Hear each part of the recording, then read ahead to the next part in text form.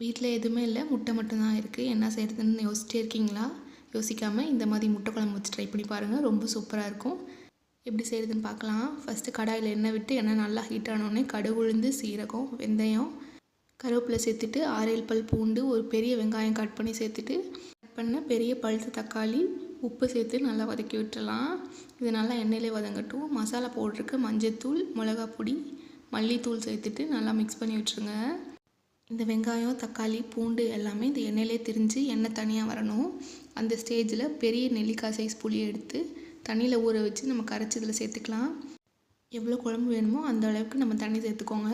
தண்ணி சேர்த்து நல்லா மிக்ஸ் பண்ணி விட்டுருங்க. நல்லா கொதி வரட்டும். அந்த சைடு நம்ம முட்டையை நல்லா வேக வச்சு நல்லா கட் பண்ணிவிட்டு இதில் ஆட் பண்ணிடலாம். ஆட் பண்ணிட்டு நல்லா எண்ணெய் திரிஞ்சு வந்தோடனே எடுத்து சுட சுட சர்வ் பண்ணிங்கன்னா ஒரு சூப்பரான முட்டை குழம்பு ரெடி ஆயிடுச்சு. இதுக்கு சைடிஷாக அப்பளம், வடகம்லாம் வச்சு சாப்பிட்டிங்கன்னா செம்ம டேஸ்ட்டாக இருக்கும்.